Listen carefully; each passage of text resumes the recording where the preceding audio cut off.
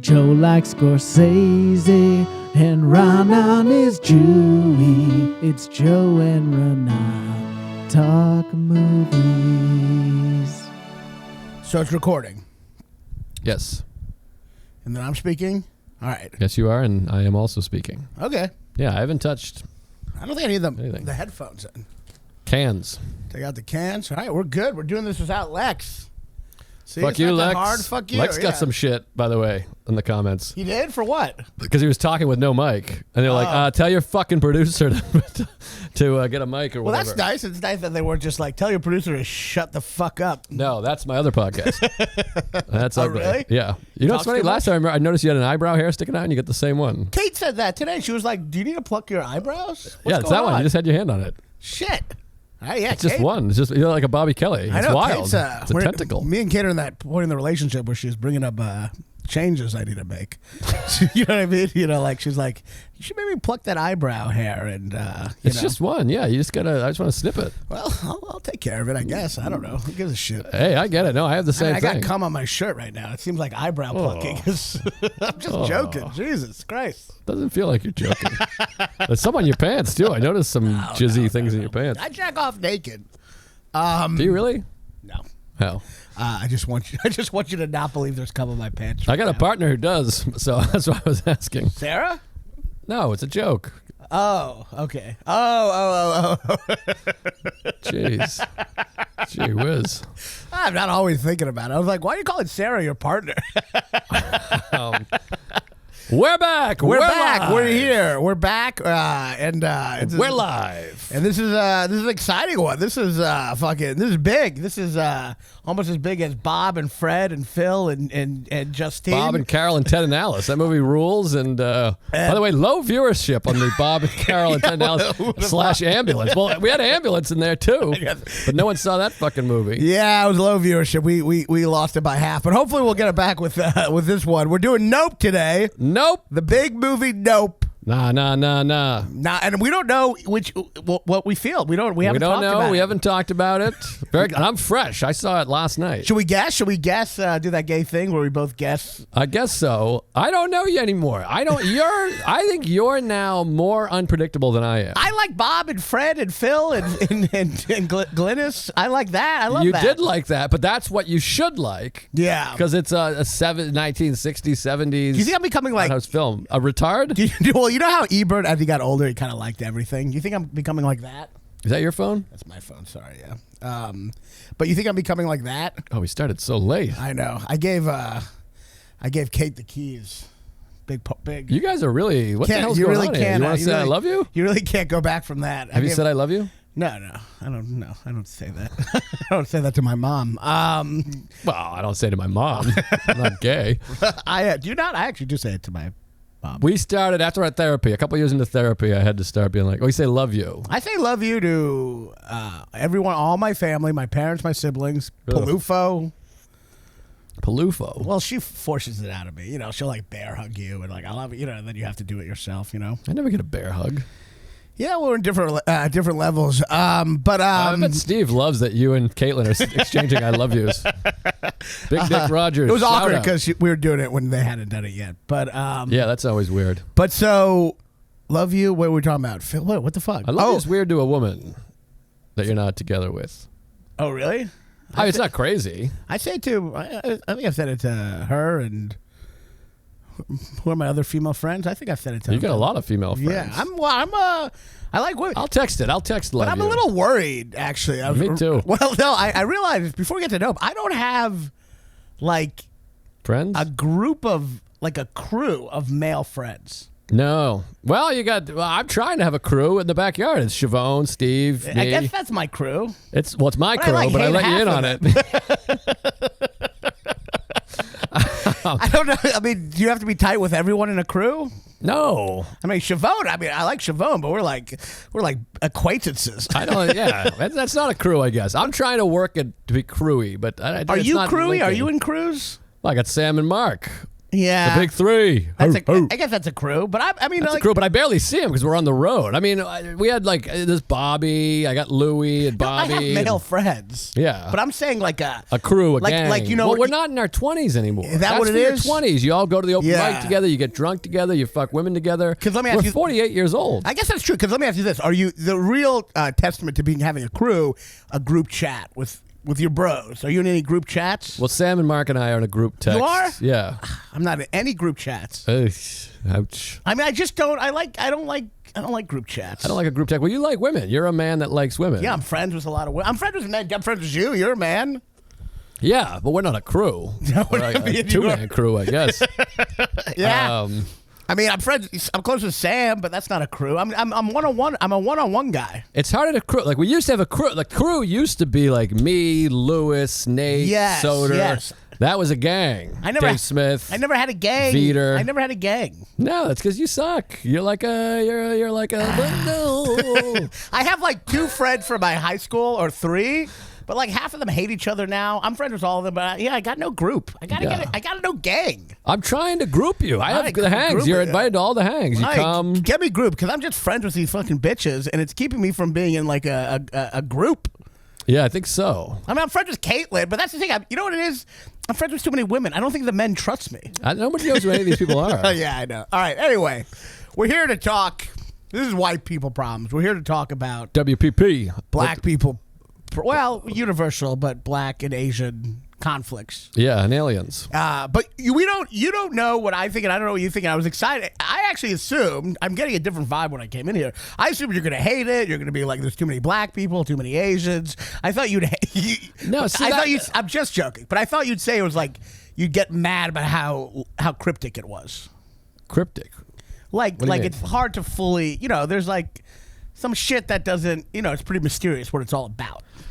Yeah, I suppose so. So my thing, first of all, I loved most of it. Okay, wow. I was really having a nice time in there. Well, Yeah. we've talked about Jordan Peele before. I like watching Jordan Peele's movie because it feels thoughtful. Yes. He's put a lot of Yes. thought into the images on the screen. And isn't it exciting to see someone with a big budget get to do exactly what he wants? Yes. Not being forced to follow a Marvel. You got to show that, Wonder Woman got her period here to build it to the next episode. Like a real, just a vision. Although there's rumors of sequels. Did you know that? Oh, really? I just read this. I read up after seeing it, and he said originally, there's going to be spoiler alerts here, so I hope you've seen Nope. Yeah. Originally, his character was the Daniel Kaluuya was supposed to die, but they kept him alive because they're like, this story's not even close to being finished. But that was I think is a good point. That was his choice, at least. So that wasn't like the studio. Oh yes, Yeah. yes. But I'm just saying that it might be like fucking more to it. Yeah. Which bums me out. I mean, it is a little upsetting, but even that, it's his vision. To me, what's great is that it's like Tarantino. It's like there's all these Marvel bullshit, and just seeing a director. There's very few directors who have a budget that get to do what they want, and Right. it's like fresh and exciting. Usually, when you see someone get what they want, it's like your film where it's like 12 people in a house. You know what I mean? Yeah, yeah. Like It's not great, yeah. No, it's great, but it's just like you can't get the budget to follow your vision. Right. But like this had that, and that creates an excitement from the get-go. Yes. Well, I like watching this movie because it's great visuals. He's very good visually, and you're like, what does that mean? I think I got an Easter egg. You got an Easter egg? Yeah. All right, let's hear it. Well, I don't know if you noticed. Maybe this is obvious, or maybe I'm smart. I never know with you because sometimes I say something and you're like, "Of course, everyone knows that. That's from the Pythagorean theorem or whatever." And I'm like, "What?" I love you guessing. But so Pythagorean theorem. they reference that the monkey, when the monkey goes crazy, it was 6 minutes and 13 seconds of horror. Yeah. 6:13, and then later the same Asian guy says at exactly 6:13 p.m. 6:13, he says it twice. At 6:13. That is Easter egg. 6:13, Juneteenth. June 13, Wait, Juneteenth is June 13th. which is 6:13. I always thought it was June 19th for some reason. Is it? Is it June 19th? I think it might be June 19th. Fuck! But they do say June. Oh, I could they do be say 6:13 twice. I think you're right on that part. You just tried to bring it to, the Emancipation June 19th? Proclamation or something. I don't know, actually. Maybe I I'm don't wrong. know. Let me look it No, up. I bet you're right. You're smarter than me. I don't. What all right. But anyways, they Siri, when were the blacks free? Hold on. Let's figure this out. Because I don't HBO Max? Why'd you open HBO Max? I Go don't to know. Google, you fucking weirdo. Check Amistad. Maybe it's in there. But the same number comes up twice, 613. Maybe 613 is something else. Is that a area code? you know, you could be right. I don't want to act like I'm totally. I think it might be the 19th. Juneteenth. I don't have my reading. Wait. Oh, my God. Hold on. God damn it, Lex. We need you. June 19th. Yeah. Fuck! But you got the first part right. But why is it 613? Well, that's interesting because that's the time when you're saying the monster's coming down, right? He says first 6 minutes and 13 seconds is how long the monkey goes crazy for before he gets shot. Well, let me take what you said and throw in my own, maybe a little mix and match with this. Because remember the shoes upside down? Yes. Interesting. Maybe that chimp has something to do with the aliens. Maybe the aliens kind of got the chimp to go crazy, invaded the chimp. Maybe the chimp's involved. Because obviously they're very connected. You know what I mean? Right. This guy, this chimp is this thing they're trying to tame, and he goes crazy. And now Glenn from Walking Dead is trying to tame this other thing, the alien, try to tame it, try to put it on a show. He's Right. doing the same thing that they did to the chimp, and then he gets eaten. So is there a connection? I mean, there's definitely a metaphorical connection because it's about creatures being exploited and tamed and then kind of not being able to be controlled. You Right, know? yes. So there's a connection there, but maybe there's also a literal, the aliens, because the shoe is just kind of standing upright. Yeah, the shoe is interesting. I think maybe he's implying possibly that somehow the aliens got that chimp to go crazy. But I don't know. I see it more metaphorical. I don't typically like those literal fan theories, but maybe there is some kind of like connection between the chimp and the alien. But what could that connection be? Yeah, there must be. Well, I mean, I think all of it, I don't know. Well, here's the other thing that's weird, and I feel like it feels delicate, but it's like What? the chimp is representing African American people, right? Oh boy. Oh. I mean, like because it's a very white family, canned laughter about the Asian kid who the monkey all of a sudden they try to tame him and make him into this thing. I do think and control him. I do. Yeah. And then he finally snaps and says, "I'm not having it anymore," and he kills all of them. Like fuck you. And then the police come and shoot him while he's connecting with the other minority in the thing. So it feels like. I mean, doesn't it feel like that? No, but we're watching going, could that be, like, is this guy using a monkey to represent African Americans? I don't think he's just representing, that's the clip that gets you canceled, that line. No, I mean, doesn't it feel that way? Is that not on your mind when you're watching it? It is on my mind, but not specifically African Americans. I think the movie's talking about just groups, minorities in general, also Asians who have been exploited. Of course. So it's like, I don't know if it's specific. I mean, I guess you could make that connection. But he's an African American filmmaker. Yes. And it is about rich, corporate, privileged people. Yeah. Taking somebody and going, we're going to form you into this, and we are the boss Right. of you. We're in control of you, Yes. and we're running this show. Yes, but I guess in a way it's the chimp, but it's also the horses. You know what I mean? So it's not Right. just one specific, you know what I mean? Right. I guess I'm just saying, but in that specific I can scene. see that. I mean, And the fact that the police come, there's they just shoot it. They just go fucking kill it. right. But see, that's tough because that would happen anyway, no matter what. You know what I mean? Right, but knowing that Jordan Peele is somebody that's Right. very thoughtful and has a layered film. Like if they put a gun on the chimp afterwards and said he had I mean, if they came in fucking, yeah. I mean, they planted a weapon on him. I don't know. I mean, is this offensive, what I'm saying? I mean, that's what I'm saying, though, but... No. We're just trying to decode this movie. We can look. You're not saying black people are chimpanzees. No, exactly. That's my point. I'm like, did he do that? But maybe he did that even to fuck with us. Yeah, to make people go, hey, okay, so like it's almost like a layered joke that he's doing. Like he's putting the N-word in our head. Exactly. It's like that thing of like, yeah, that's right. Oh, so you think Yeah, I mean, it's an interesting idea. I definitely thought of everything in the movie as being, because to me the movie ultimately is saying something about filmmaking. It's clearly about filmmaking. Yes. They're making a movie. They have a cinematographer. So to me, it's about Jordan Peele as a filmmaker, and to me, it's ultimately about his mixed feelings about being a filmmaker, because Hollywood is a history of exploitation. Exactly. That he's exactly now, the chimp in the TV show. The chimp in the TV show. Of course, that he's exactly. Now, so exactly what I'm saying. Yeah. Okay. Yeah, but I guess I don't only see it as a chimp. I see it as multiple things. So because I also see it as a horse, I'm not like, only the chimp. You know what I mean? But only animals. Well, and the alien, because the alien's also something they're trying to tame. Right. So I guess an animal... And film for their own benefit. Yeah. So everyone's trying to exploit. So I guess I do see the chimpanzee representing not just black people, but also any underprivileged group that's been exploited. But I guess I see the chimp and the horse and the alien. But I guess the alien's also kind of an animal. So... right. But I mean, but yeah, it's an interesting point. I mean, but I do think that's an interesting idea with the movie, that he is a successful director, but he's in a world which is synonymous to America itself, successful in a world that is built on the exploitation of black people. Right. So And it's that mixed feelings. And there's that whole thing of like the first film ever Yes. was a black person. Yes. Right? Yeah. Yes. And yes. then they're in this business, and they're in a very underappreciated part of the business. And he's animal tamers. Yeah, the animal tamers. But he's now made it. You can't not think of Jordan Peele, because it's a movie about filmmaking, and he's making the movie. And he's a filmmaker. So, but isn't that an interesting idea for the movie? That I mean, it's very subtle.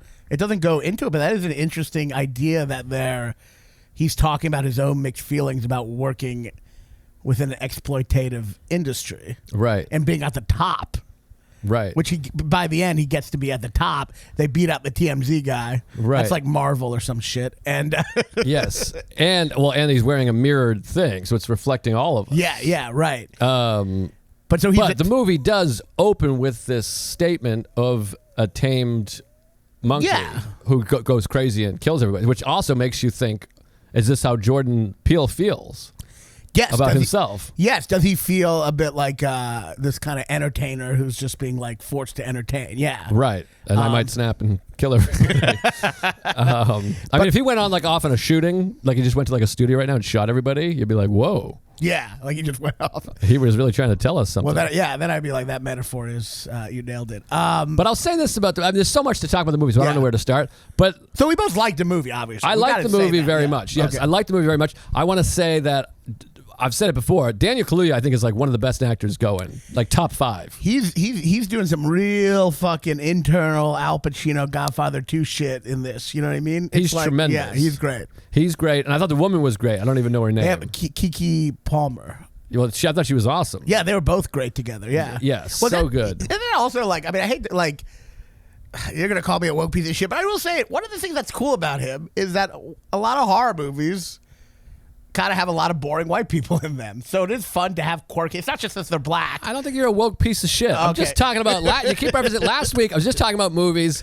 I want to go back to last week for a second. Me saying Ambulance. boring white people, I don't know. I feel like, but I just think whatever. I don't know. You are a boring white person. Isn't it fun to see? Like, it's just like it's fun to see a horror movie where the characters are like fun and interesting. You know what I mean? Yes. Like, I'd like to watch them in something that. It's great when you have a horror movie where the characters are something you'd like in something that wasn't a horror movie. You know what I mean? Right. That's to me the testament. You know what I mean? No, they're great, and they're very compelling, and their Yeah. relationship and their performances are great. I don't know if I should get to my beefs or the things I liked or the things I loved. I mean, we could go. Let's go from the beginning. So, I think, like, first of all, the other thing is it is pretty disturbing. Like, I actually think it's his most intense movie. Like, Yeah, I think so. Yeah, disturbing. Yes, most disturbing. But the thing that was most fun to me, because obviously I don't like aliens. I don't give a fuck about aliens. The stuff that I like the most is the monkey that goes crazy. Of course. That's the most compelling thing. Well, that there. is, I mean, so it's the first time I've actually seen in a movie them influence a real story, which we know the story, right? Which story? So, I mean, I guess I don't. It's not so, and this is a story I've been fascinated for years. Travis the chimp. You don't remember this? It was about like maybe 15 years ago. This woman had a chimp, and she lived in this big house. She had a chimp. The chimp drove around the fucking estate. They were like best friends. She'd go into town with the chimp. One day the chimp is acting kind of like weird. Yeah. Did it rip her face off? it ripped her friend's face off. The chimp is acting weird. Her friend comes over. The chimp rips her friend's face off. And then the cops come and shoot the chimp. You can see the 911 call. I had a bit about it. It's kind of similar to something you actually said recently, but like it is hilarious because in the 911 call, she's like, she calls up. She's like, a chimp just ripped off my best friend's face, and the operator's like, "Ma'am, calm down," which is just hilarious. I know. Well, I had that before, but I don't do it anymore. But anyway, it's like, so that was this terrifying story, and the woman's face got ripped off, and not only did it get ripped off, her ripped off face looked like a chimp.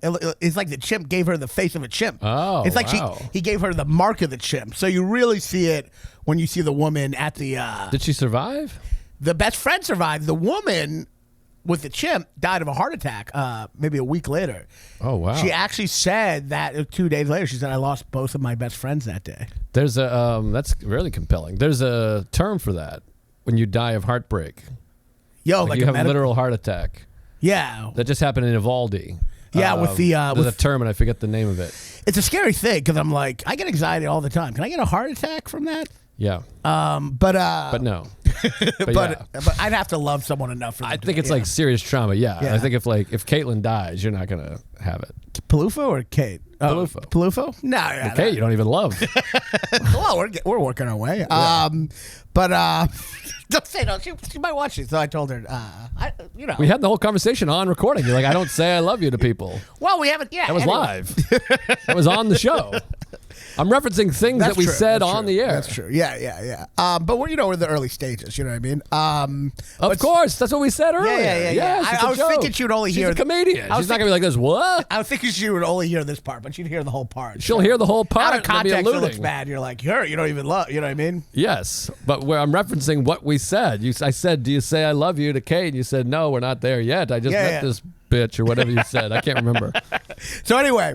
Oh, jeez. But I'm going to get a text in an hour going, "Can we take that out?" But so wait, what were we talking about? A chimp ripping a face off a lady. God, Lex really does bring this together. I feel like without him. But so that was a very disturbing story. It's the first time I've seen in a movie them kind of use elements of that story in a movie, and it's so disturbing in the movie.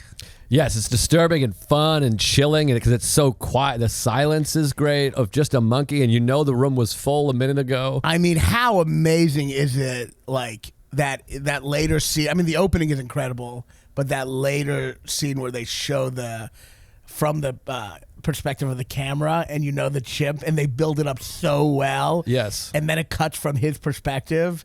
And then just him under the table, and then the guy coming downstairs, and the chimp following him. Yes, and he gets that.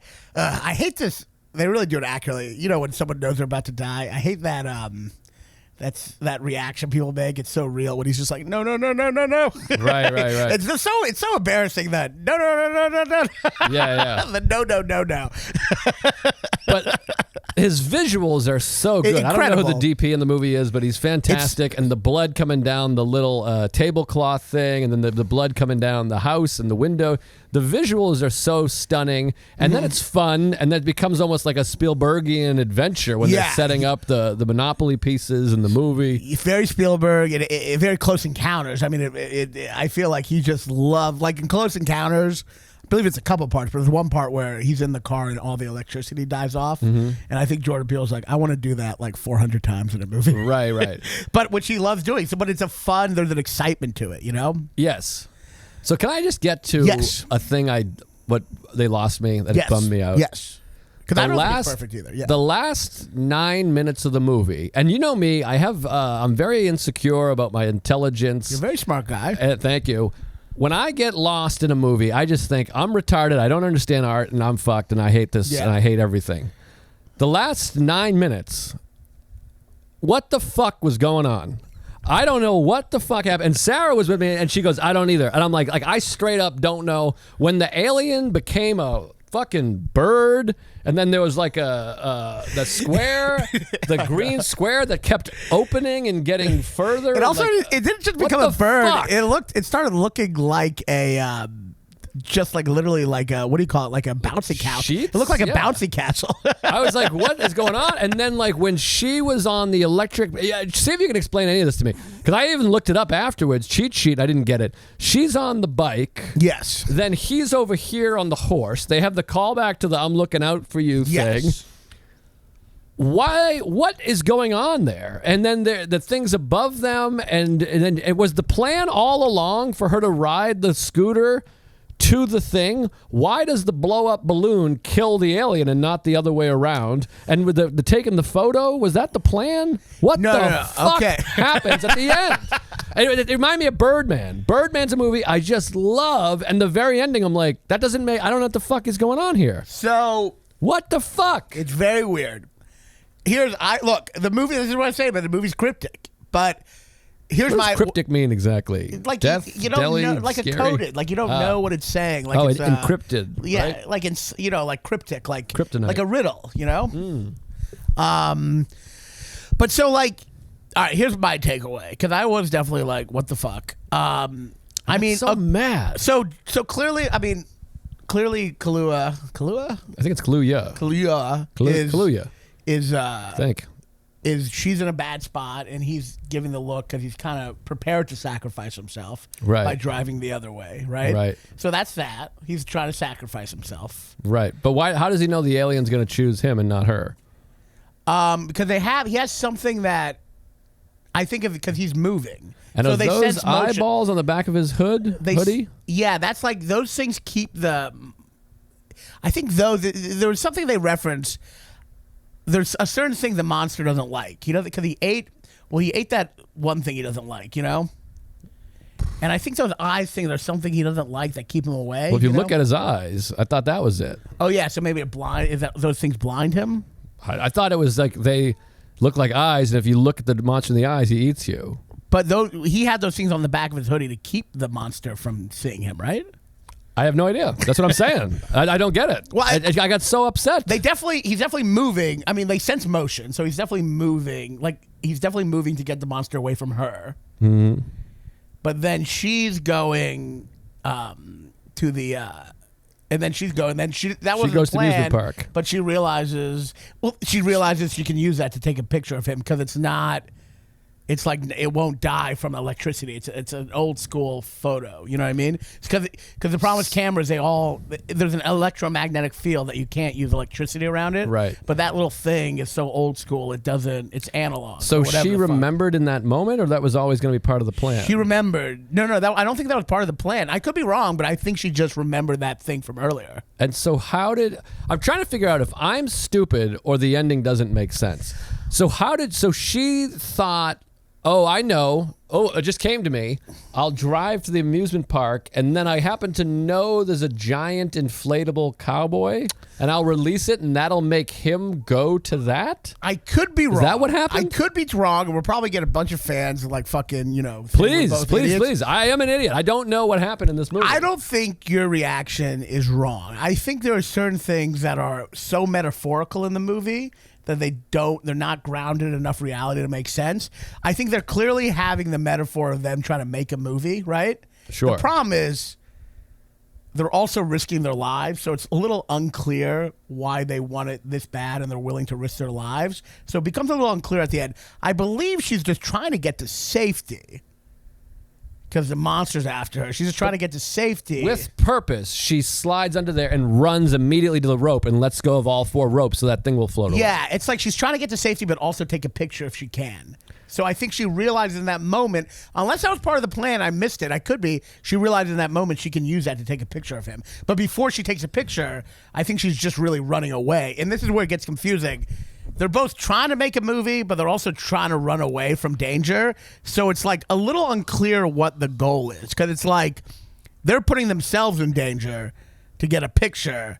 But clearly when they don't want to die. They're not like the cinematographer. They don't want to die for the picture. Right. So it kind of becomes it keeps on switching back and forth between running away for your survival and trying to get a picture. Right. And it kind of weirdly goes back and forth between those two things in a way that doesn't feel clearly character motivated because I think it is so metaphorical. He lost some sense of the logic there, the grounded logic. But that makes removed sense. from the philosophy. And by the way, a lot of it felt relevant. Like they want a viral video, TMZ, Yes. and they're willing to sacrifice their well-being. Yes. Which feels like a moral play on society and now. Instagram and all this shit. Yes, exactly. And also, so real quick, so the cinematographer guy, he went and purposely was going to get eaten to get the inside, hoping that it would spit the camera out? No, he's just crazy. He's just going for that impossible shot. He's just crazy. Okay. He's Captain Quint from Jaws. He's just That's a what guy. Sarah said. Yeah, he's just Quint. It's the old joke on the guy who, Paul and Kale talks about it, a review for Jaws. He's so masculine, he almost has to get eaten by the shark. You know what I mean? Right. Like, so I think this guy's just looking for that money shot and is going to die getting it because that's the closest he'll get to the impossible shot. Right. But it's a pure suicide. It's also weird that he's doing commercials. But I guess that's a play on that whole thing. I mean, none of it makes that. But But so the wait. commercials are him tame. But So yeah. come back to this, though. Mm-hmm. The releasing of the balloon is a huge thing that I just cannot wrap my head around. Why did she... 3 questions. Why did she do that? What was the purpose of her doing that? Why did it I guess the helium exploded?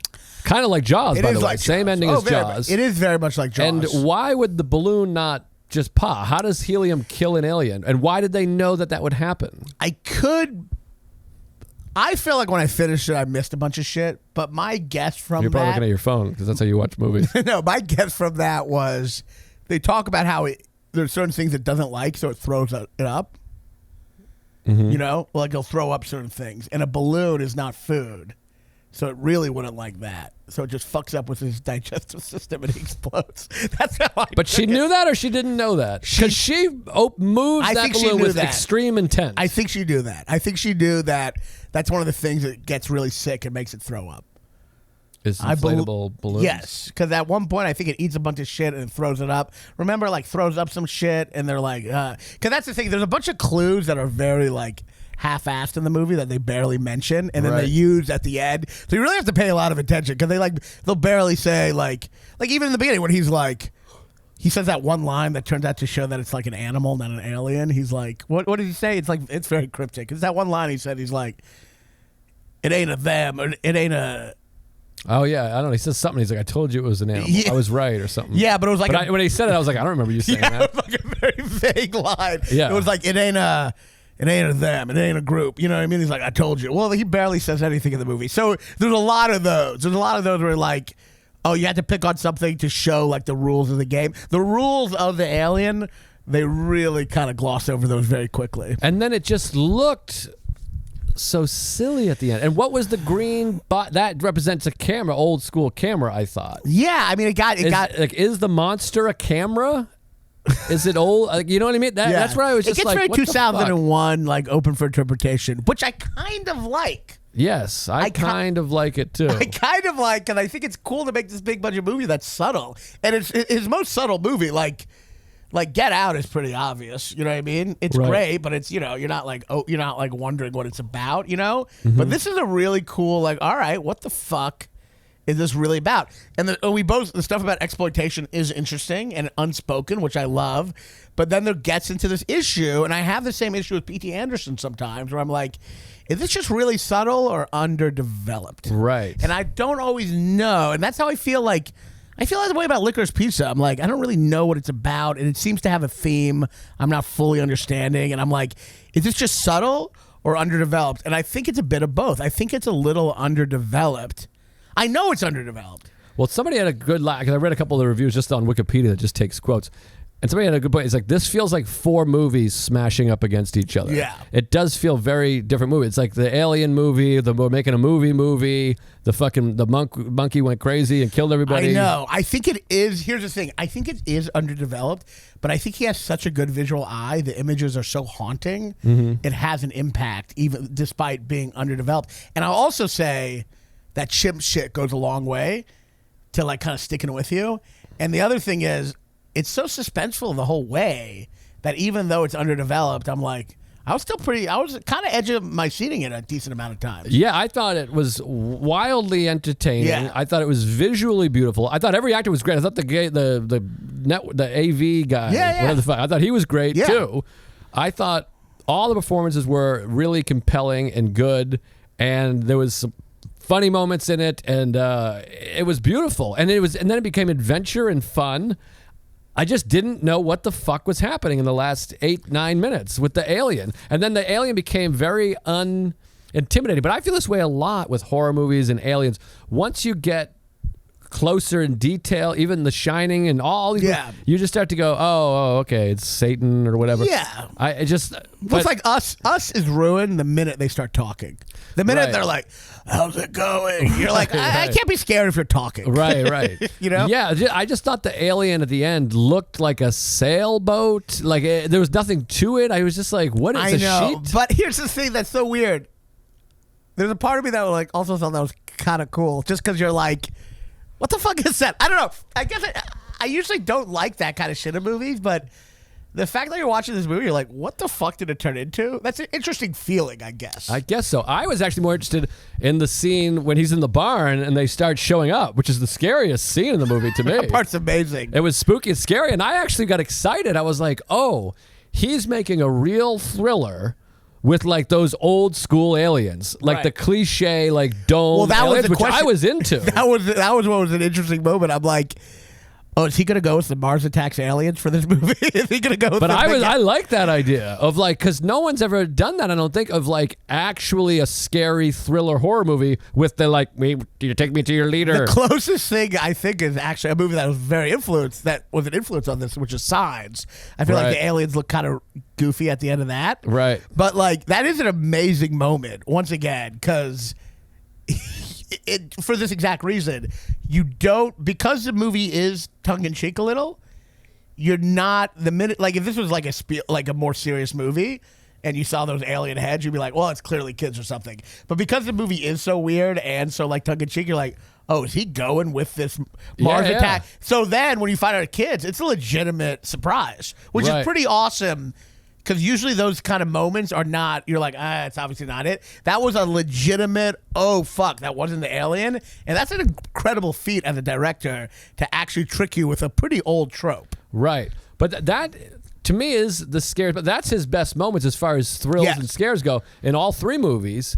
Is that thing, and like I saw it in a pretty full theater when like you look and it's very dark and you just see a thing getting up. Yes. And everyone's like this, oh shit, it's amazing. Fuck. Well, you're like, yes, I like that. It's amazing. And I think that's actually scary. If I don't know that sci-fi that well, and I'm sure there's movies that exist, but like a movie where like aliens actually show up and come in and they're like, we're fucking taking you. Yeah. Fuck you. And you're like, oh, I don't want to be part of this. That's horrible. That's really scary. Yeah, no, I mean, there's between that moment and the chimpanzee shit, which is incredible filmmaking. I mean, you are watching like, even if his ideas don't all come together, you're watching a visionary guy who just follows his instincts. And that's a double-edged sword because you're following your instincts. So to do that, you don't fully question yourself, I think, because you're following this like, I just like this. So I just like the shoe standing upright. Or my instincts tell me to go that way. Right. But then it gets into shit where you're like, what the fuck are you doing here? Is it possible that he's like a master visual director, but not a master screenwriter? Like a Kubrick, you know, he what do you call that when you adapt? He adapted other people's stuff. Yeah. Obviously a gifted storyteller, but it's just so incredible with visuals. It's tough to say because on one hand, I do think Get Out is close to a perfect script in many ways. That's true. I will say this in conjunction to that. I do think the fault of this movie is it's fine to have all these cool symbols, but you want to also have a grounded story at the same time. Right. So you can look at it both ways. And that's a good thing. Like, you know, The Shining, Kubrick is clearly like, it's about genocide and the evil of man, but there's still like a somewhat coherent story. Yes. You need both. Of course. So you need the concrete world and then the symbolism. This is symbolic at its core, which gets into confusing shit by the end where you're like, well, the relationship with your brother or sister is interesting, but I don't know if they really develop it much. He seems pretty grief-stricken by his father, right? And they certainly don't go into that. You're like, oh, is he? He's like barely talking in the movie. Is he just not getting over his father's death, or is he just kind of autistic? He's like quiet before anyway. Yeah, but so you're like, so maybe it wasn't to do with his father's death, but so they don't really develop. Their relationship doesn't get fully explored. Mm-hmm. You know what I mean?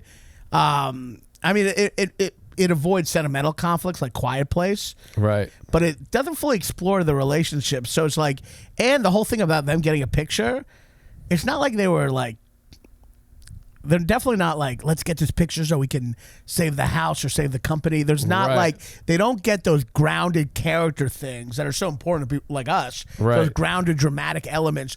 They just seem to suddenly really want a picture to make $1 million. Right. But it doesn't feel something that was really set up well. But maybe that's part of what he's saying about society. This gets into this weird area where, like, is it a flaw or do geniuses just not make mistakes? Right. You know? I don't know. But I really enjoy, like I said, like there's points in the movie where you kind of start thinking about what your review, what you thought, what you'd tell people about the movie. And like an hour and 25 minutes in, I'm like, I gotta tell. I think Louis would like this. I think so-and-so would like this. This is good. I had those moments where I'm like, this is really good. And then I had other times where I'm like, does this movie know what it's really even doing? Like, and then by the end, I'm like, I want to love it. Yes. I want to love it, but I feel like there are a lot of things missing and underdeveloped, yet visually and it's entertaining the whole time, which you don't get with a lot of cryptic films. Like P.T. Anderson's later movies that I find like I don't really know what they're about. They're also kind of boring. So this movie is like really intense while also being as thematically, obscure as like a P.T. Anderson movie. But I do think by the end, you got to have the characters need to be more fully developed. And this does seem like it had a laziness towards the characters. They're interesting people, but there's there's not as much internal shit. Now, if Louis was here, he'd be like, well, we don't always need that. We don't need that every time. The way I bring up Kubrick sometimes, you're like, it's not about that, But like, I guess I do think it leaves you feeling a little something's missing by the end. Yeah, I don't know. I didn't even feel that so much. I was fine with the characters. And maybe someone will write in here and be like, you're dumb. This is what happened. And I'll be like, oh, now I get it. It was when he was over here and she was over there and the alien started turning into a green box and a box of tissues. I know. I just didn't get it. I did not understand what happened when they sent her and how she thought. I understand we're going to take the photo this way. I just didn't get if that was the plan originally, and I didn't understand it. But I love when they were prepping to make the film and awesome. the shotgun filmmaking, and that was really exciting. And I mean, don't you think though, I know they're not doing great financially, but don't you think if they were more clear about how much they needed this money for, it would have been more interesting by the end? Just because, like... But isn't that almost cliche, though? Like, it's Blues Brothers and a million other fucking movies. I think that's a challenge of screenwriting, to somehow do something but avoid the cliche as opposed to ignoring it. Because the problem with ignoring it completely is that by the end, you're like, are they trying to not die or get this picture? Because it's unclear. But they want to be seen and heard. Isn't that part of it, too? But that's metaphorical. That's the metaphorical shit. But I guess, but in real life, they're like, we're tired of this sick old shitty life working with horses. We're gonna be the people on the screen. I don't think that's a cool analysis, but I don't think that was something that was very explored. Maybe you're right. I don't know. Like, to the point where at the end, which is why I think you're getting confused, are they trying to not get killed by an alien or make a movie? Because it actually gets confusing at the end, because they're running for their lives, but also like, but let's film it. But then they're running for their lives. Right. And these don't seem like these people don't seem suicidal. Right. So the metaphor of them capturing a movie gets a little lost in like, is it survival or is it making a movie? But if they really need the money, I'm not dying for this or something like that. Doesn't he say yeah, something but like that? the whole fact that they're filming it shows that they're trying to film an alien that eats people. Right. So like the sense of like them not trying to kill themselves is unclear. It's almost like it's aware that it's not real, which I think hurts it. You know what I mean? Yeah. But at the same time, the alien is creepy because it's fake. There's something interesting about that. The alien, and it's kind of what you said, like, wouldn't it be scary if you use the old, like, the Martian head? Right. Well, they clearly use the flying saucer. I mean, that's flying, that's a 1950s flying saucer.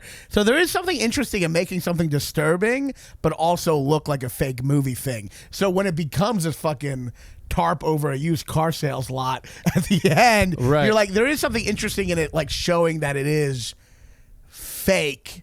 It's kind of like at Jaws at the end when you see the shark blow up. Mm-hmm. You can see the wood sticking out of the shark. Like it's clearly like an animatronic shark. Right. It's like it showed you the wood before it even blew up. But here's the thing that's the most underdeveloped that I'm surprised you haven't brought up yet. The most underdeveloped thing in the script is the alien. Yes. There is no story. That's the other thing that's weird is like, why are they just starting to deal with this now? Because he killed... This is what doesn't make sense to me either. They killed the father a while ago because the shit flew out of it, right? Yeah. That's not from an airplane. That's from the alien, isn't it? Yes, the alien threw up. So why did that only really happen question it. once, weeks or months ago, but not again since? Why isn't the alien eaten them before? And what does the alien want? Is it sad? Is it lonely? Is it killing? Does it have... There's no development whatsoever of the alien. Yes. Which is a little bit... Which I think is lacking or strange. Very much so. I mean, there's a cool flip with it, I guess, being like a monster more than like the alien is not. It's not a ship, right? Right. That was interesting. Yeah. It's not a ship. It's a thing. But so is it lonely? Is it lost from its home? I mean, yeah. I mean, we know it's that hard to get into all that, I guess. And some people will say, "Hey, fuck you. You sound like Raanan, you idiot." But it is weird that there's the main. We know that it's similar to the chimp and the horses. That it's an animal that's essentially they're trying to tame that can't be tamed. We know that. Are they trying to tame it, or are they just trying to capture it on film? Well, that's part of trying to capture it. Well, the other guy, a documentary, filmmaker, which he's doing. The other guy's trying to tame it. The TMZ guy, Glenn. Who's Glenn? Oh yeah, Walking Dead. Beck? You definitely, if you don't watch Sopranos, you definitely don't watch Walking Dead. I certainly don't watch The Walking Dead. The Asian dude. I just don't want to call him the Asian dude. What's the fuck is his name in the Asian guy? Nope. I don't know. But anyway, remember when he had... Nope sounds like a slur. Who's the nope? Remember when he has that show every night where he brings it out? He's trying to make it part of... He's not... Oh, yes. That alien thing ain't getting paid for that show. Yeah. So no, he is, yes. He's trying to tame it, much like the chimpanzee. So they're filming it, you're right. Filming it is not taming it. It's just trying to capture it. So I guess they're actually kind of like making an interesting distinction between like kind of a showman who's trying to just exploit it. And you know what it is? In a sense, they're kind of saying Jordan Peele and all them. They're the I mean, not Jordan Peele. Jamie Kaluuya? Fucking Kaluuya and all of them are like the real artists trying to just capture it, while Glenn is the showman trying to exploit it. And they're the real artists. But even with the real artists, you're still exploiting. You know? And there's also something to... We don't learn our lessons as a society, and no matter how horrific something is, we're still trying to capture it and sell it. Yes. Like this guy witnessed this horrible, vicious crime by this thing, but he doesn't care. Years later, he's like, well, it was successful, and I sell tickets. He sells tickets to this traumatic event. Exactly. The trauma has become the entertainment, and you make money off his of entertainment, his income. So that's a big thing, obviously, about our society, too. And it is... And I just want to harp on that because it is disturbing and really unique the way he makes everything fake and yet still scary. For instance, when they go into the alien, when they all get abducted, it's such a scary image because they're going into something that literally looks like a bouncy castle. Yes. Like, it looks so fake. I think it probably is. Yeah, and yet the girl screams. Yeah, it's really disturbing. And there's a disturbing, incongruity between the aggressively fake aesthetics and the actual violence. So it's like, it's kind of showing like you can't tell what's real anymore. It's fake, it's real, it's pain, it's entertainment. It's all in this weird. So visually, I think that's very fascinating. So at the end, when it goes from the flying saucer to clearly like something that doesn't even seem scary. Right. It is a haunting, resonating image. Yeah. No, like I said, I loved so much of it. I loved the disturbing, the aliens sucking them up. I loved the big plans with the map. It was like Home Alone with the map Goonies, and the monopoly pieces. There was good jokes all the way. Like I said, the visuals incredible. I thought every action performance was awesome. That guy Kaluuya just blows my mind. That woman I thought was fantastic. Yes. I loved all of it except for the climax, which happens a lot for me in action movies, horror movies, sci-fi movies, which is a little bit of all three of those things. It always happens for me. I just go, shit, you lost me. I don't know what the fuck's going on. But a lot of that could be my own ignorance. I don't know. I know. No, I mean, look, this movie's clearly not straightforward. I mean, like, you know, it's not like everyone's going to the movie and go, oh, that was a normal movie. Like, it's clearly mixing a lot of weird stuff. Here's another question. Why did they tell it in terms of the horses? I don't know, man. That was weird. That was strange. That felt very weird. And unnecessary. That felt unnecessary. And this is the problem. It's like, there is stuff about him that's so genius. Like, no, like, to literally go, I'm going to make it look like a flying saucer. And everyone's like, well, it's going to be stupid. He's like, trust me, it's going to be scary. That takes a lot of fucking balls to just trust your instinct. Right. To be like, it's going to go up into the alien. It's going to look like a bouncy castle, but trust me, it's going to be scary. Right. That takes a vision and a confidence, but that same vision and confidence doesn't question things that might actually be legitimate flaws. Right. And right. like the horse thing. He's like, trust me, that's going to work. And he's right about the bouncy castle. But the horse thing just seems like an original draft where you're like, that's not necessary, you know? Yeah. I think he has genius he's the untamed animal. He's like genius, but I feel like he hasn't tamed the genius, much like the alien monster. Well, you said early on in his filmmaking career, really. Yeah, he's very early on. So I think he's following these genius instincts that are unique, but I don't think he questions them, which you sometimes need for rewrites. Right. You know what I mean? I think he could, because that was the thing with Us. Get Out was like perfect in its own way, but Get Out wasn't mysterious, but it was perfect. Us was the first draft. That could have been amazing. Yeah. But he kind of like, because at this point he's got a lot of yes men around. Of You know what I course. mean? I mean, he is like kind of the genius of our times, basically. It's like everyone's just like, you know. So I think he doesn't question shit. So it does come off a little like, all right, maybe you could have explained that a little more. Or maybe the horse thing really is kind of like, you know, it's like a Dylan song where you're like, that line works, but here I think you're just putting a cow and a monkey and a dwarf and a pencil together. That's why Jackson Brown is better. No, I mean, that's insane. But like, but Jackson Brown is great, by the way. Thank you. Thanks for giving me that Jackson But Brown's good. I think we're on the same page here. It's like our periods get synced up now. Yeah, we sunk up. Yeah. Because, yeah, I mean, But I will say this, I want to kind of watch it again. Oh, of course. I want to watch all his movies again. Which is a real testament to a movie where it's like most movies I'm like, I'm good with one. But this had shit calling me back. And that's The Irishman did the same thing. Certain movies had shit calling you back. Yes, I got a call back too.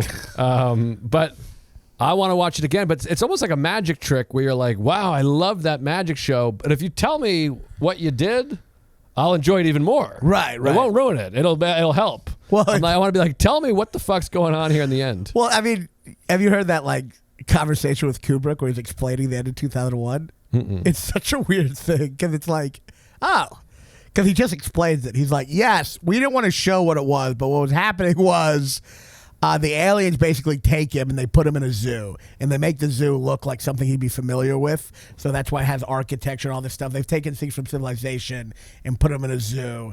And then at the end, the aliens have turned him into this new, like, reborn baby that's hoping to save civilization. You're like, oh, wow, suddenly it's not, there was, like, an answer. Right. But it did make me not like 2001 more. It made me go, oh, that is awesome how when you don't explain something, it does make people talk about it for a very long time. Right. Like, the minute it's explained, like, this is the opposite of Get Out, which is an amazing movie that has a very bad ending, where they explain it as dumb, and then you're just watching these bad guys who know they're bad guys, and it's just kind of like a sketch. You know what I mean? Yeah. This is the opposite, where it's like, there's a lot of mystery in this that makes you question what's going on.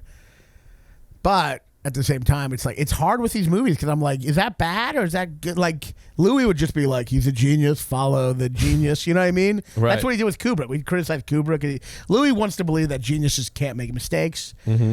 So no one will ever criticize him. but like, I don't know. I don't believe that. I think any movie had flaws, and I think if he thought about it more and developed it more, I think he could have made it it could have been more effective, even though it was still a unique experience. Yeah, I liked it. I'm gonna see it again. I'll see it again after that, and it's very entertaining, no question about it. Yeah, I feel like we really broke this movie down. Yeah, we really did it. I feel like this is got to be one of the better analyses of it, right? This is the best. We are the best. This is better than the film. There was no moment in here where you're like, what? I kind of think we are like a really good film podcast. Yeah, we're geniuses. We can't make mistakes. Yeah. We have never made a mistake on this podcast. No. Well, Raanan's only possibly wrong about The Assistant. That's the only, on the books, the only movie he might be wrong about. Quote. I'll stand by it. So, yeah, but, and also, we got to wrap up, but the title's also amazing. Oh, my God. To call it, you got a lot? Yeah, a lot of I got text. two. Salad cues. I got How busy is your life? How many 1, texts did you 2, get? 3, 4, 5, 6, 7, 8 Jesus. texts. I got 8 texts. Is your life is that like how it is in your life all the time? It's busy, yes. Is that yes. how do you have time to do this podcast? I don't. I don't. I tried to end it. You didn't end it. It's like the George Costanza. I'm like, all right, we got to break up. And then you're like, all right, but just a couple more dates. Were you like, annoyed by that? I couldn't tell. Well, I mean, we're here. I mean, we're doing it. So, yeah, we got some, we'll get into this in a second. We're not ending. Hiatus. They say that in Third Rock, where she's like, is the show over? Ball was like, no, we're just going to hiatus. And then she talks to everyone like, oh, that means it's over. No, but we'll do one in September so we can plug the special. Just then one? It's over. Oh, no, wait. I don't know. It's too much pressure. It's a Too lot much of pressure. We'll be back in September. It's 2 hours to watch a movie, an hour to do the podcast. But we're also, I got to make it clear, I'm not done. I got some guest hosts coming up for the next Guest couple of hosts. weeks. We It's got gonna some be great. good ones. Dan Perlman, co-creator of Brooklyn Nine-Nine. of Brooklyn Nine-Nine, and you know. No, what is the show called? Flatbush Misdemeanors. Yes. He got really. I one time said to him, I was like, "Yeah, you know your show. This one was a webisode. I was like, you know your show. And I think I called it like, what's another place in Brooklyn? Park Slope. I was like Park Slope Felonies or whatever. And he was like, you know, it's called Flatbush Misdemeanors. He was like a little annoyed, and I feel like he really won that argument by having it get picked up by Showtime. Yeah, he wins. in the second season. No, he's the winner. You're a loser. But he's going to be on it. But to be fair, I don't know any show. I'm like the Weir, the Wire, whatever the fuck. So I don't know shows, but I'm sure it's great. But I love Perlman. Perlman's great. Todd Perry's been begging to get on, and I'm thinking, Really? Well, no. He never contacts me. He's got my number. He keeps on saying like, Oh, you gotta have me. You suck. I'm good. I'm the best. I'm a genius. I started complimenting his jokes. I usually just like see him and make fun of him. I started complimenting some of his old jokes, and he acted like he was so like annoyed by it. I'm like, shut up. You appreciate it. Oh, sure. You know, I was really fanning out on him because the truth is, he has an amazing level of work that it was such a. I was doing his bit last night. The Fugazi joke, one of the great jokes ever. Incredible. But anyway, so I might have him on for the Talk the Wrestler. Oh yeah, he's in that.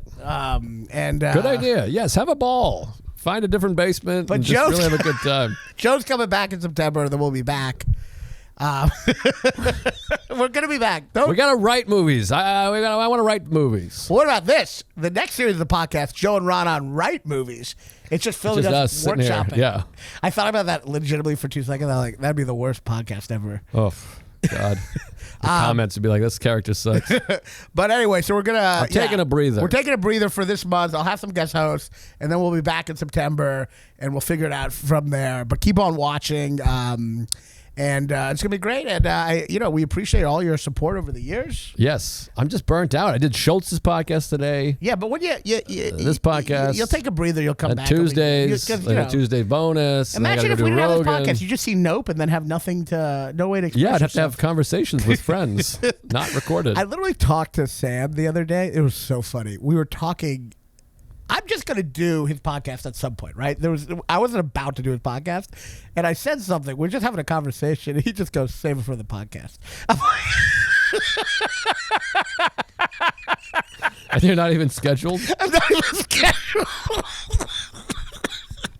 Like literally just having a human interaction, and it'd be like, no, we're not recording right now. No, this is what it's like to live. This is why I have to pull back. It's just too much. Every conversation I've ever had is recorded. Podcast. Every thought I've ever had has been recorded and broadcast to YouTube. Yeah, well, you can't get in trouble for this shit. So anyway. Where can they find you? Where can they? They can find me not on this podcast any longer. The movie starts streaming this Saturday, August 6th. The movie is out. This is big. Huge. This is big. Huge. That's big. August 6th. Wow. Get it. Saturday. Go to 4thofjulymovie.com and fucking download. We did an audio commentary together, Louie and I. I say a couple things. Deleted scenes. We do deleted scenes. We set up the deleted scenes. It's very funny. The Luis Gomez scene is in there. There's a bunch of stuff in there. And the movie's available. Buy it. Support me. For God's sake. Is it a promotion for the thing, or is it just going to drop? It's just going to... Well, we did Schultz's podcast. It comes out tomorrow. Oh, huge. That's huge. Right? I mean, it was... Yes. Andrew Scary. Schultz. You know. All right, you plug yours while I start. All right, folks. By the way, a lot of fans have been coming out after shows now. Yeah, they are. But I'm at Spokane Comedy Club the Thursday and Friday, and then at Tacoma Comedy Club Saturday at 4:30 p.m. and Sunday at 8 p.m. And then I'm finally taking some breaks, but I'll be back. I'll be at the Blue Whale Comedy Festival in Tulsa, August 27th. I'll be at that show you did Toronto. What was that called? Dark Side Theater? Oh, yeah. No, the Dark Festival. Dark Festival, September 8th through 10th. But it's just a club, right? It's just a show. Yeah. It's not a festival. I think it's called, I don't know. I'm not sure. And I'm doing Comedy on State, September 23rd to 24th. So, my special is going to come out. We're doing, the date is, I believe, September 14th. Wednesday. September 14th? Yeah, is that a good day? I think so. It's a great day. There's no sports shit going on then, right? Wednesday. No, because, baseball, but no one gives a shit about baseball. Yeah. Football doesn't play on Sundays, so, on Wednesdays. It might be a minr Jewish holiday, but other than that, it's... What? Huh? But yeah, so September 14th, we're in the colorization. It's really good. I watch it. I'm like, this is I think this is a solid special. What were you going to say? Genius. One of the best? Wow, that was a moment. Everybody got to see that. You were about to say this is one of the best specials. Not ever. It feels like an ever. I wasn't going to say ever. It's one of the something. A decade? I don't know. He had to save himself there. No, I'm excited. I didn't see it because I made sure I was out of town the day you shot it. But I remember. But I think I was in Tacoma. Oh, yeah. I was in Tacoma. But yeah, I'm pumped. We'll come back. We'll do a special comeback one-off to promote it. One-off, but it'll be more than just one, but it'll be great. One big one. We'll start right back on schedule in September. To promote it. And no, I can't wait for that. So get pumped, get excited, buy my movie, and get excited for Raanan special. All right. Please. Well, thank you so much for watching. We'll be back. I'll be back next week, and Joe will be back in September. I'll talk to you soon. Cut. Joe likes Scorsese, and Raanan is Jewy. It's Joe and Raanan talk movie.